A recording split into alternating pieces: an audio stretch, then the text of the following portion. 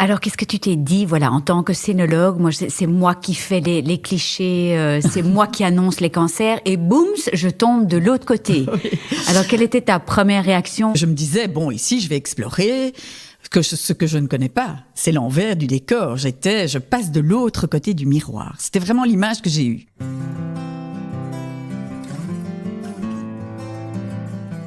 Nous naissons princesses et nous devenons guerrières. Fermez les yeux. Ça vous parle?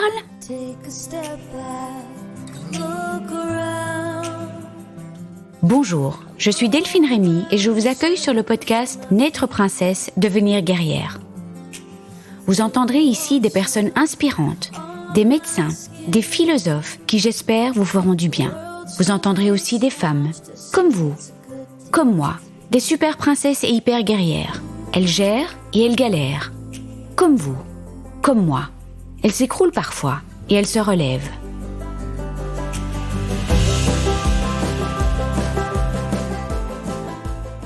Aujourd'hui, nous avons une invitée un peu spéciale qui a une histoire assez particulière. Imaginez la situation.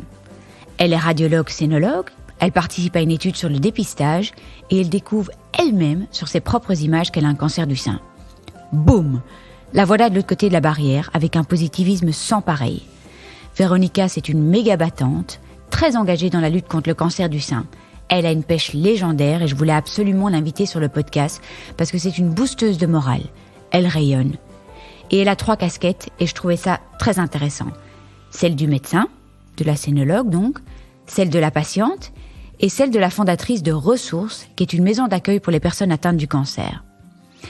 Véronica va nous dévoiler de manière très ouverte et authentique, aussi bien les peurs qu'elle a eues, mais aussi tout ce qui l'a aidée à accepter la maladie et la vivre le mieux possible au quotidien. Elle avait une connaissance très intellectuelle de tout le parcours de soins des femmes atteintes du cancer du sein, mais elle s'est permis que toutes ces connaissances redescendent d'un étage, comme elle le dit si bien, et se vivent avec le cœur et les tripes. Elle a vraiment voulu lâcher prise et vivre tout ce chemin de manière exploratoire, en repensant à toutes ces patientes qu'elle a accompagnées elle-même dans la maladie et qui l'ont, à leur tour, accompagnée dans la sienne.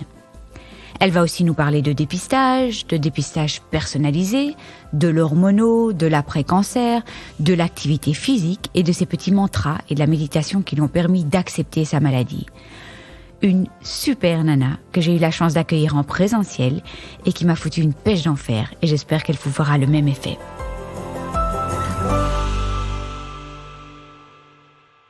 Bonjour Véronica. Bonjour Delphine. Alors Véronica, je suis ravie que tu aies accepté mon invitation de venir témoigner aujourd'hui. Alors on va commencer de manière relativement classique, donc tu vas te présenter. Si tu pouvais aussi dire si tu as des enfants, ta composition familiale, ton âge, comme ça les gens peuvent se représenter, ta profession, et puis tu vas nous parler de l'événement qui a chamboulé ta vie. Et alors, je tiens quand même à dire que je voulais absolument accueillir Véronica sur le podcast parce qu'elle a une histoire assez surprenante qu'elle va vous raconter dans un instant. Alors, je m'appelle Véronica Mendez, j'ai 60 ans, je suis maman de 4 enfants, dont les âges se distribuent entre 22 et 30 ans. Et mariée à un médecin généraliste, ça a son importance, Serge. Alors, je suis médecin, radiologue, scénologue. Donc, ça c'est intéressant à relever parce que j'ai eu un cancer du sein et c'est moi qui l'ai trouvé, en fait, finalement. Oui. C'est un peu marrant comme histoire, assez surprenant et interpellant, et voilà. Est-ce que tu peux nous expliquer le contexte dans lequel tu as découvert ce cancer? Parce que, est-ce que tu étais couché à l'écho et puis tu as vu sur l'image que tu avais un cancer? Comment ça s'est passé? Non, en fait, c'est très amusant parce que je participe avec, à la clinique, à une vaste étude européenne sur le dépistage du cancer du sein, qui me tient fort à cœur parce que c'est une étude qui va comparer le dépistage de masse au dépistage en fonction du risque. Et donc, qui va répondre à des questions que les scénologues se posent depuis 30 ans. Et donc, je trouvais que c'était chouette comme fin de carrière. Et donc, j'avais demandé que toutes les patientes incluses dans l'étude fassent une mammographie, ce qui n'était pas précisé dans le cadre de l'étude, puisqu'il demandait qu'une mammo soit faite en dehors des 2 ans. Mais moi, j'avais quand même exigé que chaque patiente qui rentrait dans l'étude, on soit sûr qu'elle n'ait pas un cancer. Et donc, je voulais être la première inclue. Ça, c'était mon petit ego qui parlait. Mais mon petit ego m'a vite ramenée à la maison parce que première inclue, première exclue. Et donc, j'ai fait un cliché mammographique. Et puis, je vois l'image, je me dis, c'est pas possible, quoi. Donc, pas de surprise. Enfin, surprise d'avoir un cancer, mais l'image ne posait aucun doute. Donc, voilà, j'ai été confrontée à mon image qui était un cancer du sein évident.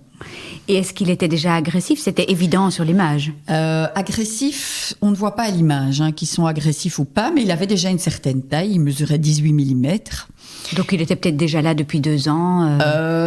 J'avais une petite anomalie 6 mois avant pour laquelle on avait demandé que je fasse un contrôle, mais qui n'était pas très inquiétante. Et bon, ben voilà, l'histoire classique, on fait un contrôle 6 mois plus tard, l'image a grandi, et bon, ben à ce moment-là, il n'y a plus beaucoup de doutes. Alors qu'est-ce que tu t'es dit, voilà, en tant que scénologue, moi c'est moi qui fais les clichés, c'est moi qui annonce les cancers, et boum, je tombe de l'autre côté. Oui. Alors quelle était ta première réaction? Alors on a un petit peu discuté avant, et donc Véronica a créé un groupe de scénologues, voilà. Et donc si tu pouvais raconter un petit peu. Alors en fait, c'était un vendredi, le vendredi 25 novembre. J'étais entourée de mes collègues qui étaient bien plus ennuyés que moi finalement. Et j'essayais plutôt de les soutenir eux, en leur disant bon ben écoutez les gars, c'est pas si grave que ça. Et je me suis tout de suite fait 3-4 réflexions. Bon ben voilà, tu as 60 ans, tu es une femme, tu fais ton dépistage, tu trouves un cancer du sein, ben c'est normal. Finalement, je ne suis pas différente de la population. Et être scénologue, c'est pas une protection ad vitam aeternam du cancer du sein. Et puis je me suis dit bon ben voilà, c'est un cancer du sein, tant qu'à faire, ben c'est un bon cancer, on le connaît bien, il y a des traitements qui sont efficaces. Et puis, je me suis dit, bon, ben, je vais quand même avoir quelques mois de galère là à l'horizon. Et ça, tu le savais pas encore tout de suite. J'imagine que tu as eu des résultats beaucoup plus rapides que... C'est-à-dire que j'ai pas su tout de suite que j'avais la chimio. J'ai pas su tout de suite, mais j'ai su que, bon, ben voilà, je connaissais la chanson, en fait, voilà. Ben oui. Je savais dans quoi je m'aventurais, donc dans les 5 minutes, j'ai été frappée à la porte à côté, le chirurgien était là, 2 portes plus loin à l'oncologue, puis vendredi soir, ils viennent voir, ils croyaient que j'allais discuter d'un cas, je leur montre l'image. Et ils me disent « Ah oui, effectivement ». Je dis « écoutez, les gars, c'est moi. » Sans dire au début. Non. Oh là là, je dis « voilà, c'est mon sein ». Et puis ils se regardent en se disant « Elle nous fait encore une blague, quoi ». Non, pas une blague du tout. Et puis j'ai dit voilà, on va mettre la chanson en musique. Et puis, mais j'avais un impératif, c'est que j'avais prévu une semaine de vacances mi-janvier. Et donc, je me suis dit, je vais quand même pas faire la patiente exigeante qui a sa petite semaine au soleil avec ses copines. Je dis, mais quand même, si c'était possible que je puisse y aller, donc il faudrait m'opérer assez vite. Le chirurgien s'en allait en vacances. Si tu pouvais m'opérer avant de partir, comme ça, moi, je récupère bien au niveau de la cicatrice et je peux avoir une petite semaine de soleil avant d'entamer. Éventuellement la chimio, ça tu savais pas encore. Éventuellement le long chemin qui m'attend. Et donc, voilà, j'ai été opérée 2 semaines plus tard, mais j'ai tout de suite été prise en charge. Évidemment, je bénéficiais d'avantages certains. Mais bon, ceci dit, on fait quand même beaucoup de choses similaires pour les patients. Mais oui, bien que faire vite, c'est pas spécialement le mieux. Mais disons que les choses se sont bien vite mises en place. Le chirurgien m'a trouvé une place. L'oncologue m'a tout de suite expliqué la chose. J'ai quand même tenu à dire que j'étais patiente, je n'étais pas médecin, donc je n'intervenais pas dans les prises de décision et je préférais qu'ils en discutent en concertation pluridisciplinaire et que je sois vraiment patiente. Toi, oui, que tu sois. Et ça a été, tu as réussi à être patiente et pas scénologue? Oui. Oui? Vraiment. Oui, vraiment. C'était très important pour moi de faire la part des choses. Donc, je me suis accordé quelques petites méditations pour me dire, OK, c'est une posture difficile, mais ici, tu es patient, tu connais la chanson, mais tu vas lâcher prise par rapport à ce qui va être décidé pour toi. Et puis, tu vas essayer de vivre ce chemin de manière la plus consciente et présente possible, parce que finalement, ce que ça va m'apporter, c'est que j'aurai une corde de plus à mon arc. Ça, oui, voilà. C'est ce que j'allais te demander. Voilà. Je me dis, mais c'est extraordinaire. Ouais. En fait, maintenant, Alors, comment ça se passe dans ta relation avec les patients? Est-ce que tu étais inquiète de dire, voilà, mais est-ce que ça va complètement changer ma relation à mes patients? Ou est-ce que je vais être plus empathique ou Alors ça, je me suis beaucoup posé la question pendant tout le parcours, parce que j'ai arrêté de travailler. Donc, je me suis dit, je vais m'accorder une parenthèse de vie. J'ai 60 ans. C'est le moment, voilà, j'étais fort dans l'hyperactivité, toujours des projets. Je sentais peut-être le burn-out arriver à l'horizon.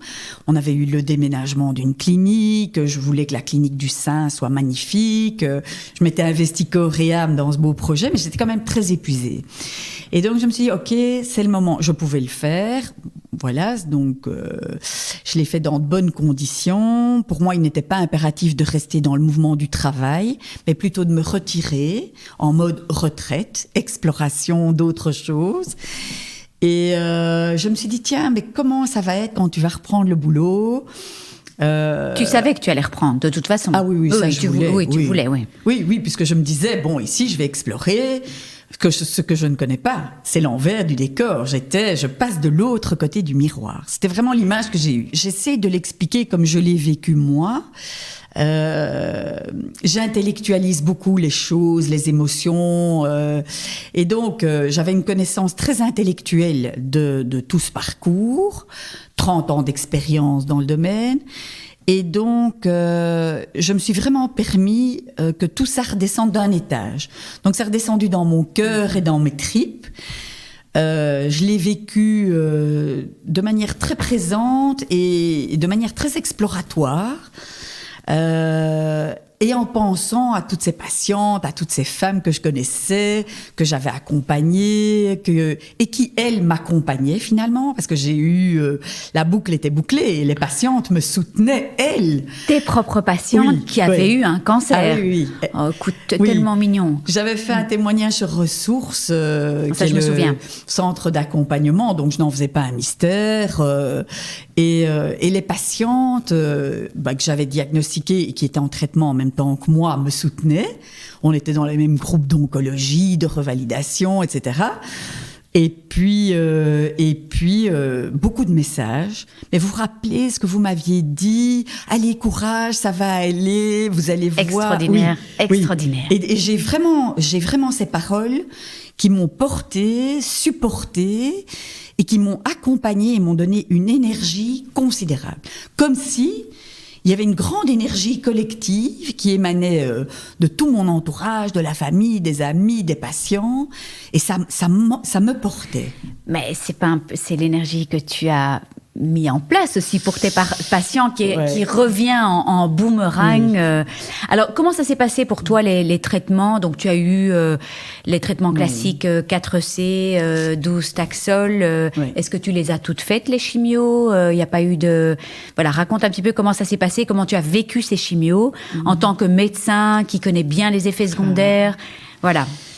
Alors, il y a d'abord eu une petite période d'incertitude aux alentours de Noël parce qu'il n'était pas sûr à 100% que j'aurais une chimio. Donc, j'ai dû faire un test génétique sur la tumeur. Est-ce que je serais candidate ou pas à la chimio ? Le fameux MammaPrint. Donc, tes ganglions étaient atteints Non. Pas l'oncotype, alors, le MammaPrint. MammaPrint. Oui. Et donc...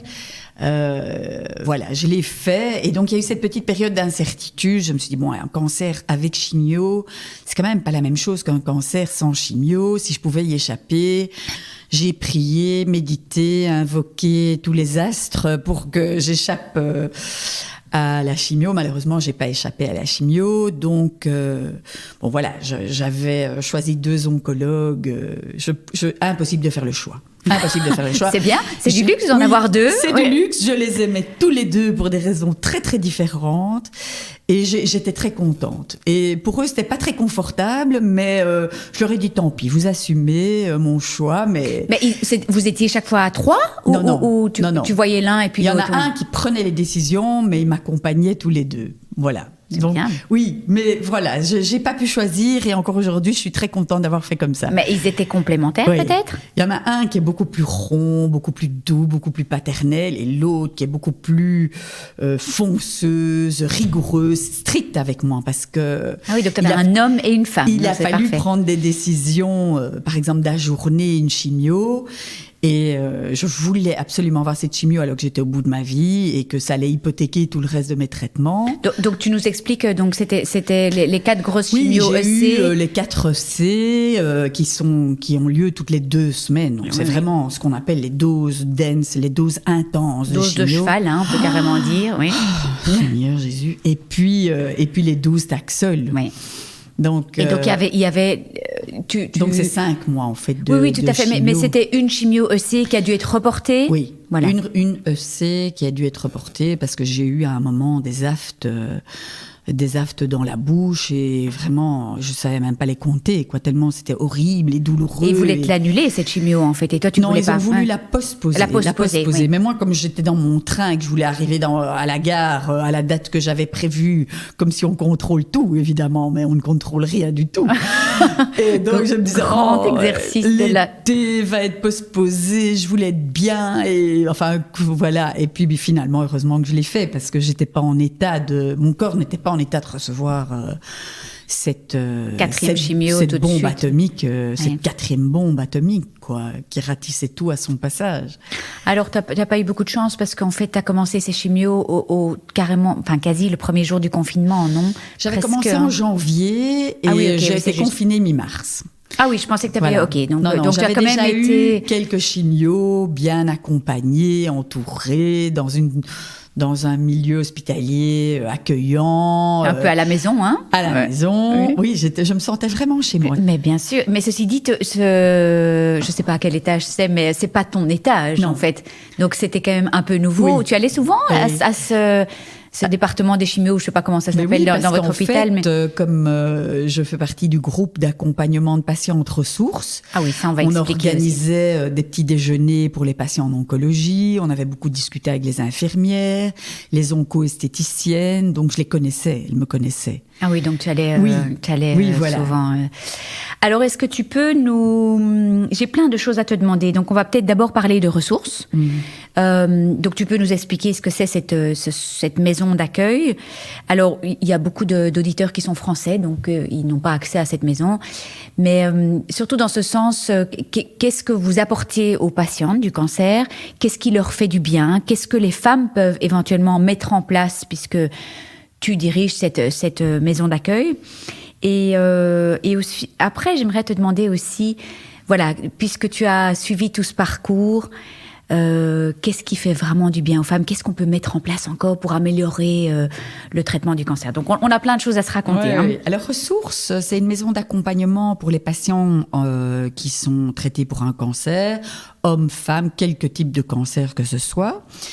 Alors, l'idée est née du fait que les patients sont accompagnés à l'hôpital, mais une fois qu'ils rentrent chez eux, ils se sentent un peu seuls, démunis.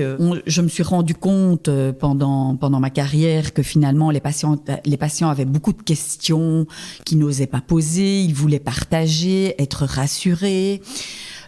Outre les traitements classiques, il y avait toute une prise en charge qui pouvait améliorer la qualité de vie des patients en oncologie et qui avait des effets qui avaient des conséquences positives sur les traitements lourds, c'est-à-dire qu'ils étaient beaucoup plus sereins, beaucoup moins stressés, ils accueillaient beaucoup mieux les traitements. Finalement, le fait qu'on s'occupe d'eux, de leur personne, de leur bien-être, de leur faire sentir qu'ils pouvaient être partants eux-mêmes pour leur prise en charge, ça permettait qu'ils adhèrent mieux au traitement et qu'ils vivent beaucoup mieux cette phase à l'hôpital, à la maison, au travail, avec les amis, avec la famille. Et donc, tu avais l'impression que grâce à tous ces services qui sont proposés, que les patients reprenaient un peu les rênes ou étaient mieux informés ou mieux maîtres de ce qui leur arrivait. En tout cas, ils avaient des réponses à leurs questions. Oui, ça, c'est on a créé important. des groupes de parole. Extraordinaire. Des groupes magnifiques, comment adhérer à l'hormonothérapie, comment reprendre le travail, comment vivre le cancer en famille. Finalement, le fait d'en parler avec d'autres, eh bien, on se sent moins seul. On se dit, tiens, finalement, on vit tous un peu, pas la même chose, mais la base reste la même. Donc, c'était des groupes de parole en présentiel. C'était Oui, en présentiel. avant le Covid, oui, bien sûr, avec, mais ça, c'est extraordinaire. Avec une coach, une psychologue, une kiné, une médecin de médecine intégrative.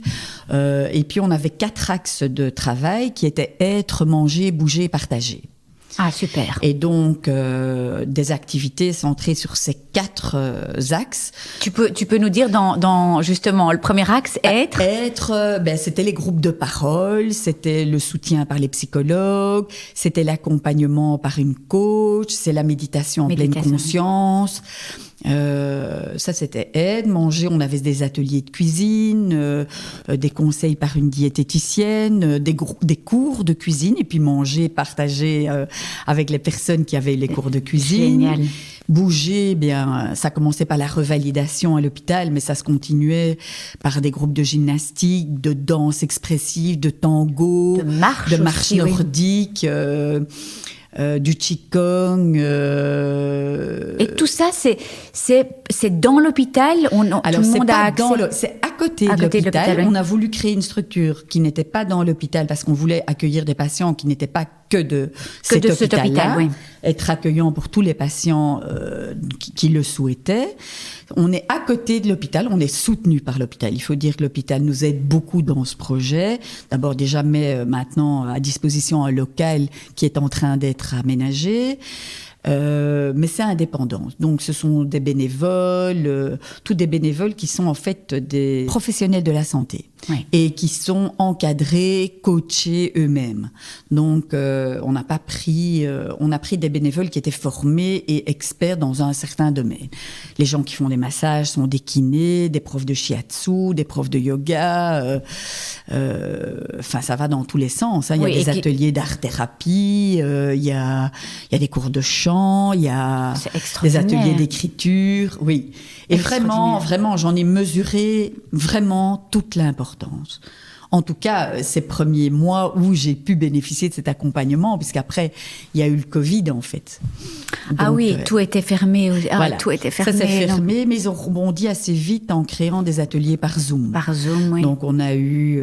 moi, je faisais des ateliers de couleurs, d'accompagnement de couleurs, des soins esthétiques, des conseils en maquillage. Par Zoom, alors, oui.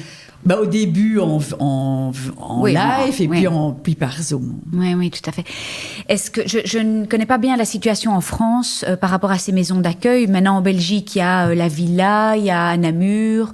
Maintenant, on est nombreux en Belgique très nombreux en Flandre, paradoxalement. En Wallonie, le premier, c'était la Villa à Ottigny, et on s'est un peu mis sur ce modèle-là. Est-ce que tu connais la situation un petit peu en France et dans d'autres pays de ces maisons d'accueil? Parce que c'est extraordinaire. Il n'y en a pas beaucoup, mais il y en a une qui s'appelle Ressources dans le sud de la France, d'ailleurs.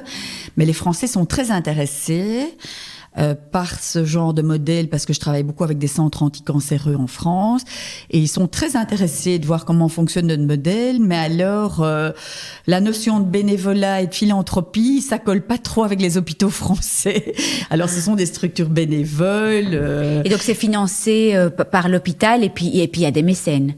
Nous, c'est pas financé par l'hôpital. Bon, le soutien, l'espace est mis à disposition par l'hôpital, mais c'est surtout des bénévoles et puis des levées de fonds, des activités qui vont ramener des sous. On crée des soirées théâtre. C'est extraordinaire. Voilà. Et se dire, moi, finalement, dans mon parcours, c'était le contact des autres qui m'a tout. Je pense qu'il y a personne plus qu'une femme qui a eu un cancer qui peut aider une autre femme qui a eu un cancer. Oui. Alors effectivement, oui, j'ai fait réflexologie plantaire, acupuncture. Voilà. Mais c'est dommage de se dire, voilà, en France, est-ce que tout le monde a accès à des maisons comme ça? Il faudrait vraiment que ça se développe. Hein. Ça, c'est un souhait qu'on a dans un deuxième temps, parce que déjà, démarrer une maison comme ça, c'est un travail énorme. Mais on voudrait la cloner. On voudrait les répliquer, parce qu'il y a des grands centres cancéreux à Bruxelles où il y a 0 soutien autour du patient en oncologie. Donc les plus grands centres ne bénéficient pas ça. Les universitaires n'ont pas ça non plus. Donc ce sont il faut vraiment que ça repose sur des femmes, vraiment des militantes qui ont envie de faire bouger les choses, comme à la Villa, comme à Ressources, qui donnent beaucoup de temps, beaucoup d'énergie, au-delà de... Oui, parce qu'on peut réellement vivre un parcours de soins, mais tellement seul, en fait, hein, si on n'est pas accompagné par un psychologue ou un coach, ou d'avoir des soins. Alors, il y a des patients qui sont vraiment seuls, au niveau familial, au niveau professionnel, qui sont vraiment seuls. Mais outre le fait qu'on peut être accompagné au niveau familial ou amical ou professionnel, on est seul dans la maladie, en fait. On reste quand même, même si on a une famille aimante, des enfants adorables, on est quand même seul dans la maladie. Moi, je me disais toujours, le soir en me couchant sous ma couette, je me dis, mais mon mari est à côté de moi, mais je suis quand même seule dans la maladie. Eh bien, moi aussi, je me suis dit ça. Voilà, seule dans la maladie. On a beau être fort accompagné, au moment où on est dedans, on est seul. Et le fait que d'autres vivent des choses comme ça, ça aide en fait. Ça aide, on partage, on communique, on échange. On se sent moins seul, on se sent comprise, entendue. Moi, j'ai vraiment usé et abusé. Et j'use encore d'ailleurs. J'use et j'abuse encore de tout cet accompagnement. Formidable. Parce que jusqu'un an après les traitements, en tant que patient, on peut bénéficier de tout cet accompagnement. Oui, clairement. Qu'est-ce qui a été le plus dur pour toi pendant tous les traitements ? Entre l'annonce et on parlera de l'après-cancer après, parce que ça c'est encore une autre réalité. Mais qu'est-ce qui a été le plus dur pour toi ? Alors moi, j'ai vraiment eu très très très très difficile d'accepter la chimio, parce que je savais que j'en avais besoin et que c'était important au niveau de la survie, de la récidive. Donc je le savais intellectuellement, mais je crois que j'ai dû demander 10 fois à l'oncologue, réexplique-moi. C'était comme le petit prince, dessine-moi un mouton. Oui. Mais je dis, tu veux pas me l'expliquer encore une fois, alors que j'ai pas de cellules malades, que ce cancer a été ôté et que mes ganglions ne sont pas envahis, pourquoi est-ce que tu vas tuer toutes mes bonnes cellules pour une hypothétique petite cellule qui se serait échappée? Je dis, si c'est tellement dur, quoi, regarde, tous mes cheveux, les ongles, ma peau, j'ai plus aucune cellule qui n'a pas été bousillée. Je dis, c'est tellement dur à accepter. Pour moi, c'était ça. Et qu'est-ce qu'il a répondu ? Parce qu'effectivement, le cancer, c'était pas répandu aux ganglions. C'est la petite cellule. Voilà, il me réexpliquait sans cesse remettre le métier à tisser et refaire. Il me l'a réexpliqué 10 fois comme on explique à un enfant. Donc j'avais vraiment l'impression d'avoir le petit prince là. Et donc, il me réexpliquait que c'était pour l'avenir, la récidive, que ça me mettait à l'abri dans 98% des cas d'une récidive et de métastase. Dans ton cas, hein, bien évidemment. Dans ton cas, oui. Donc, chacune a son histoire.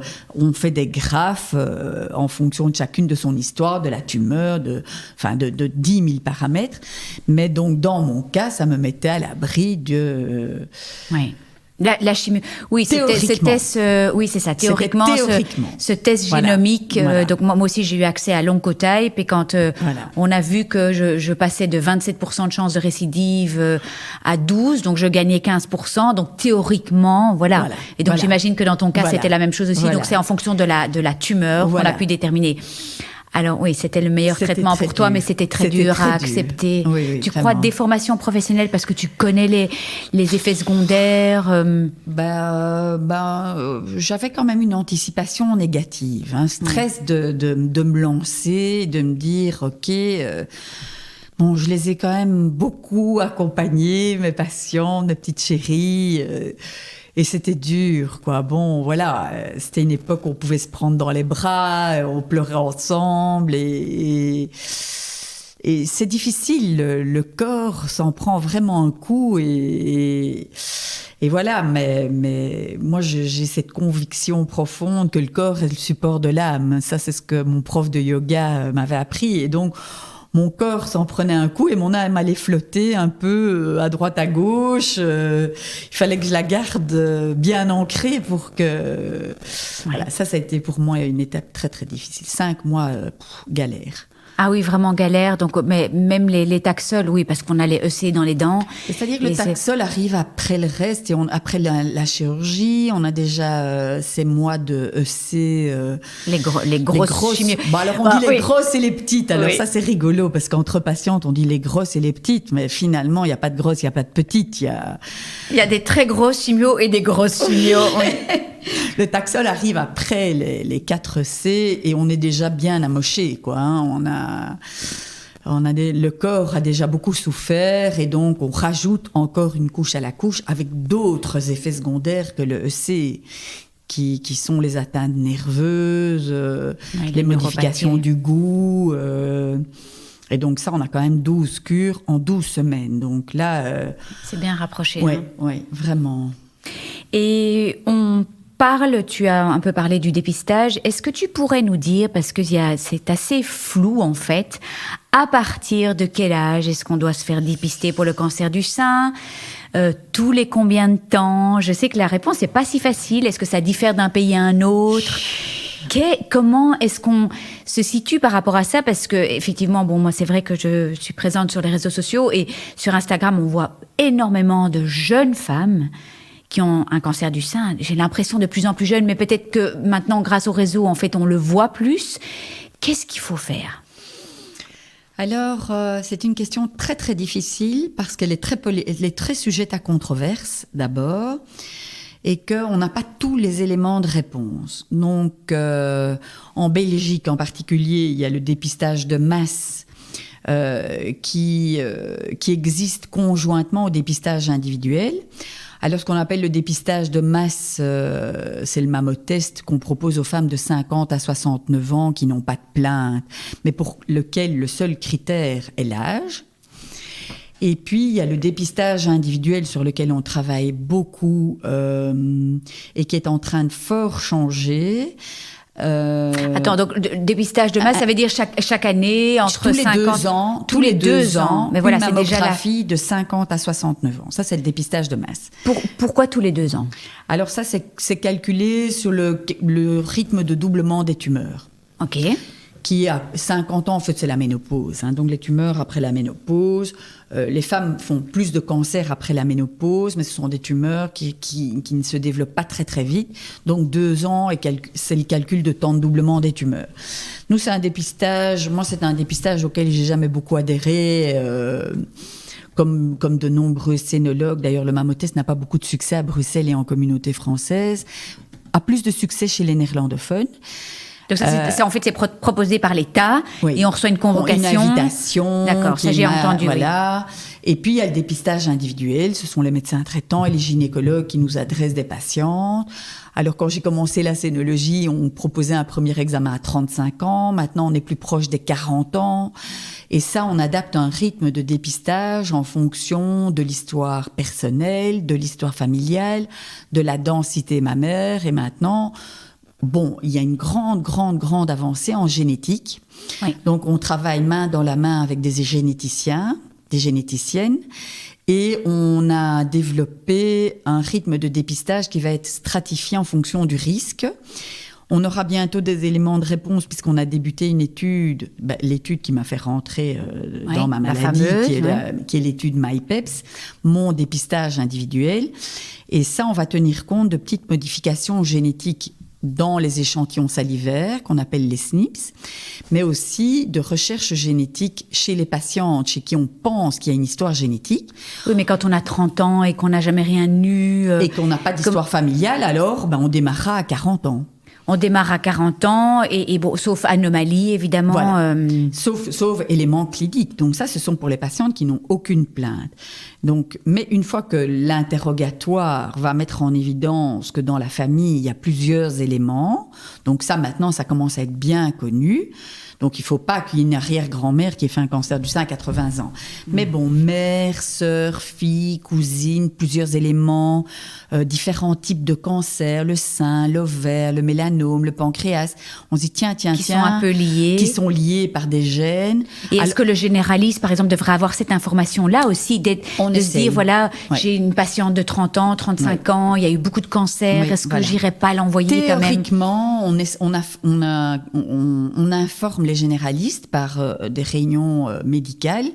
On les informe de tout ce panel, de la complexité croissante de cette histoire, de la recherche génétique, d'être veillant, de veiller à ce que quand il y a une histoire familiale, on envoie chez la généticienne ou qui va faire un tableau génétique, qui va voir, tiens, est-ce qu'il y a une histoire familiale, est-ce que je vais faire une recherche génétique? C'est pas parce qu'on a une histoire familiale qu'on va d'emblée faire une recherche génétique, mais c'est elle qui pose les rails de l'histoire. Et comme ça, en fait, les patients chez qui il y a une anomalie génétique ou qui sont à très haut risque familial, celles-là, on les sort de ce groupe-là et on va débuter un dépistage à l'âge de 25 ans.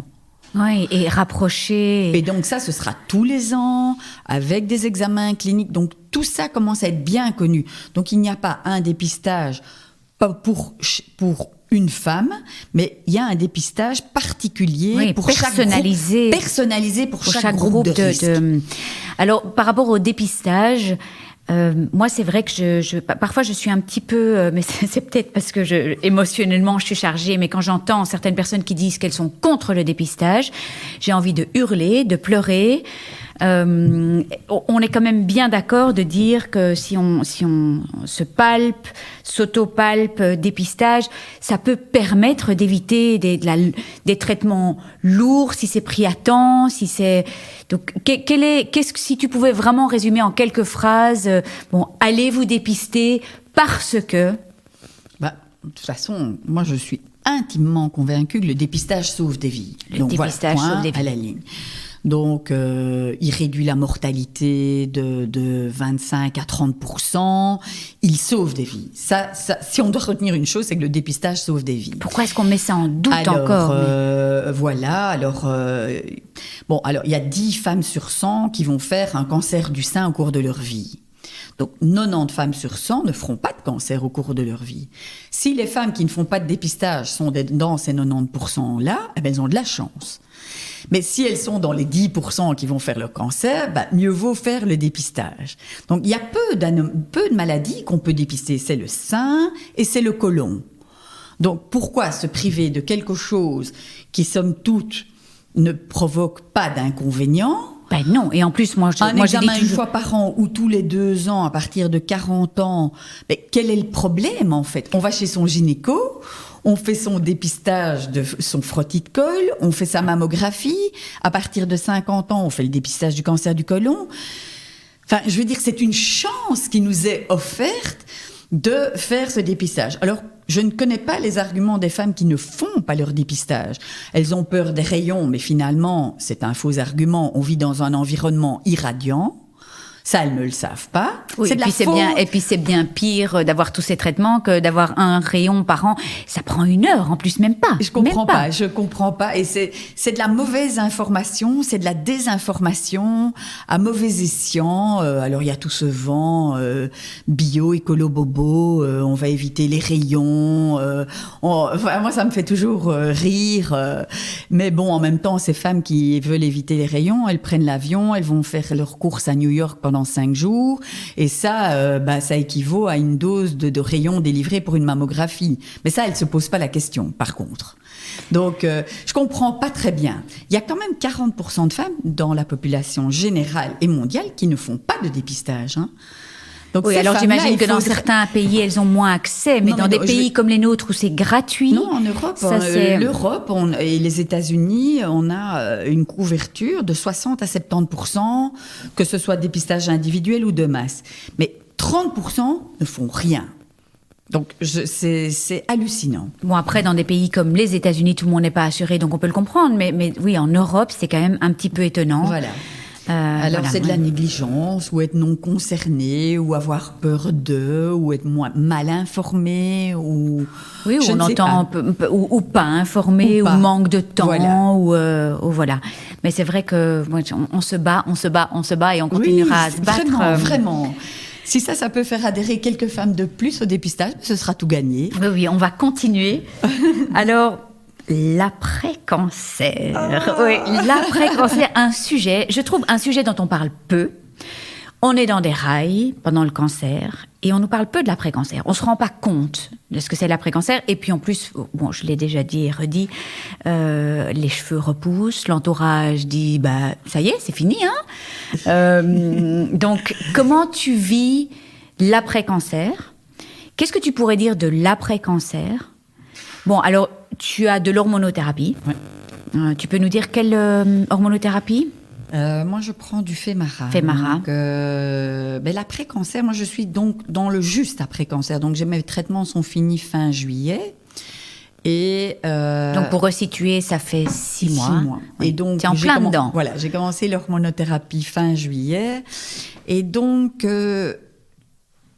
en tant que médecin, je banalisais un peu cette phase de l'après-cancer. Et donc, grâce à la directrice de ressources, Jannick, qui, elle, avait vécu son cancer quelques années auparavant, elle insistait tellement à ressources pour qu'on s'occupe de cette hormonothérapie et de l'après-cancer. Moi, je me disais, mais bon, je la regardais un peu bizarrement. Et donc, grâce à elle, je dois dire que j'ai pris conscience de l'importance de cette hormonothérapie, de la reprise du travail, parce qu'elle a créé des groupes de parole pour les patientes. Et donc, moi, j'allais écouter, en tant que médecin, je me dis, mais dans le fond, c'est quand même très interpellant. Je me demande si j'ai pas un peu zappé vite cette étape-là. Et donc, quand j'ai commencé l'hormono, je me suis dit, caramba, tout le monde croit que c'est fini.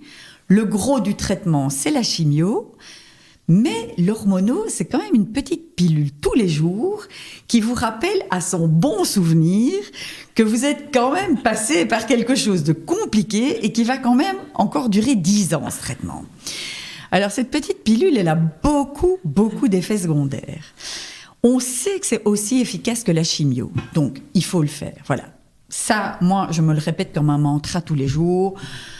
À l'époque, je disais « One Nolvadex a day, keep doctors away. Oui. Keep breast cancer away. » Voilà, c'était l'adage « One apple a day, keep doctor away. Oui. One Nolvadex a day, keep breast cancer away. » Mais bon, quand même, il y a beaucoup d'effets secondaires. Il faut les connaître. Quand on les connaît... Il faut les accepter, il faut vivre avec et faire du mieux qu'on peut avec ces effets secondaires. Donc, voilà, oui. Je suis là-dedans. Pour l'instant, avec le matin, quand je me réveille, j'ai 80 ans. Voilà. Je dois sortir de mon lit. Oui, donc problème articulaire. Les épaules, le dos. Je me dis, OK, je le savais. Maintenant, qu'est-ce qu'il faut faire pour accepter ces effets secondaires ? Et faire en sorte, j'imagine que... Voilà, tu bouges peut-être un peu plus, voilà. Tu as pris des compléments alimentaires. Oui, voilà. On va pas trop parler sur l'hormono parce que voilà, on en a déjà parlé sur le podcast. Moi, j'étais voir une dame qui fait la médecine intégrative, qui nous aide à vivre ça le mieux possible. Et puis, je sais que mon 6e traitement, c'est l'activité physique. Oui. Donc, l'activité physique est quasi aussi efficace que l'hormono et que la chimio, puisque ça réduit 30% des risques de récidive et ça améliore la survie. Et donc, le sport, c'est de nouveau un de mes petits mantras tous les jours, mon antidépresseur, mon antifatigue, ça booste l'immunité, ça me maintient en forme. Et tu arrives à le faire, tu fais quoi ? Tu vas marcher, tu vas courir, tu vas... Alors voilà, je me maintiens... Bon, ça me demande beaucoup d'efforts parce que c'est vraiment pas ma tasse de café du tout. Moi non plus. Et donc, je dois vraiment faire un effort. Mais alors, j'ai eu beaucoup de chance parce que j'ai été sélectionnée dans un groupe de patientes. Et c'est l'oncologue, la jeune oncologue de la clinique qui a créé un groupe qui s'appelle 100 km au-delà. Et donc, on est 10 patientes et on est en train de s'entraîner pour partir marcher en Islande fin juin, début juillet. Et donc, on est 10 Extraordinaire. patients avec un groupe de médecins et de paramédicaux, 6 personnes accompagnantes, dont la kiné qui m'a accompagnée pour faire la revalidation, le kiné respiratoire, l'oncologue, j'aurais même mon chirurgien finalement, ça c'est très chouette. Mais c'est extraordinaire, toute l'équipe qui est avec toi. Une psychologue, oui, et donc une infirmière oncologie. Et donc, on s'est pris au jeu. Et donc, c'est un défi. Il faut se surpasser. Il faut se maintenir en activité. Et en fait... Et c'est 100 km en combien de temps ? 5 jours. En 5 jours, formidable. Et donc, en fait, maintenant, vous vous entraînez. Ah, oui. Et tu considères que la marche, une marche active, suffit déjà comme activité sportive, activité physique? C'est le mieux. On dit 3 heures semaine, mais donc, ça veut dire une demi-heure par jour ou 45 minutes une fois tous les 2 jours. Mais c'est ce qu'il y a de mieux, en fait. Hein. Et donc pas, mais ça je suis contente que tu le dises, voilà, et pas spécialement faire du cardio et aller. Alors l'activité physique, ils disent, les recommandations mondiales de l'agence anti-cancer recommandent une activité modérée, 2 à 3 heures par semaine. Donc c'est la marche, c'est prendre son chien, c'est marcher une demi-heure, 3/4 d'heure. C'est avoir un entraînement. Enfin, moi, je vais nager, je fais du yoga et de la marche nordique. Donc une marche bien active, il faut une marche comme ça. Active, voilà. On fait un peu bouger, on fait un peu augmenter le rythme cardiaque. Voilà. Mais bon, maintenant pour l'Islande, on doit avoir un entraînement un peu plus costaud. Et moi, par exemple, à la clinique, depuis 2 semaines, 2 fois par semaine, je monte les escaliers, les 5 étages. À la fin de ma consultation, je me dis, ok, le kiné nous avait fait un exercice atroce, c'était de passer du -1 au 0, puis redescendre au -1, -1 plus 1, redescendre, Fantastique. -1 plus... Et donc, on a fait ça hier avec ma collègue qui m'a dit, allez Véronica, tu penses à l'Islande et on va faire les 5 étages.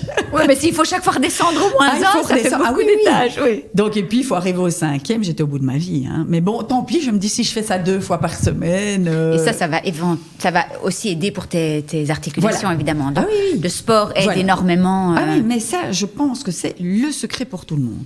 Ah oui, on n'a pas toujours envie quand il fait pas beau. Mais bon, moi maintenant, j'ai découvert... Bon, alors, c'est pas pour faire la promo de mon podcast, mais j'écoute des podcasts.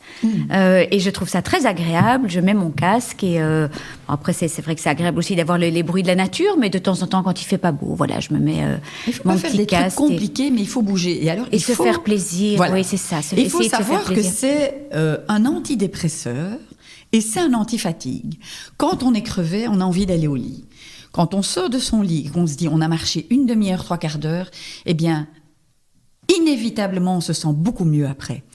Parce que on sécrète des endorphines, que ça va booster l'immunité, on va se sentir beaucoup mieux. Ça met la machine en route, en fait. Et antidépresseur, c'est David Servan-Schreiber qui disait Adidas ou Prozac. Hein, voilà. Donc, mais c'est vraiment, c'est connu, hein. Ouais. Donc, et ça réduit le risque de récidive et ça améliore la survie. Alors, pourquoi s'en priver, finalement? Oui, mais se fouetter, finalement. Mais c'est vrai que voilà, quand on installe une certaine routine, moi c'est vrai que je préférais toujours... écrire, enregistrer un podcast plutôt que d'aller marcher. Mais c'est vrai que, voilà, alors c'est sympa d'avoir les beaux jours qui reviennent pour pouvoir le faire. Mais c'est bien d'entendre aussi qu'il ne faut pas aller suer dans une salle de sport, faire du spinning, se faire plaisir. Vraiment... Bon, alors maintenant, il faut quand même le cœur se remettre en route. Il a quand même souffert par la chimio. Les anthracyclines, ça ménage pas le cœur. Les hormonaux ménagent pas les articulations. Donc voilà, il faut être bienveillant avec soi-même. Voilà, c'est le terme que j'ai envie de dire. La bienveillance envers les autres commence par la bienveillance envers soi, et la compassion envers les autres commence avec la compassion envers soi. Je salue au passage mon instructrice de la compassion, Sybille, que j'adore. Instructrice de la compassion, ça c'est quand même formidable. De la mindfulness, oui. Mais moi, ça a été un de mes piliers, l'activité physique et la méditation en pleine conscience. Tu ne méditais pas avant? C'était une grande découverte. Ah, tu méditais déjà? Non, je méditais déjà, mais clairement, au quotidien, c'est la méditation et la méditation qui m'a portée. Oui, et j'imagine, de toute façon, en plus, que tu as un métier où tu es un peu dans tous les sens, tu vois plein de patients tous les jours, donc ça t'a vraiment aidé. Oui. J'ai envie de te poser une question. Avant la maladie, pendant la maladie, après la maladie. Oui, donc déjà avant la maladie. Avant, mais oui, vraiment depuis 5 à 10 ans.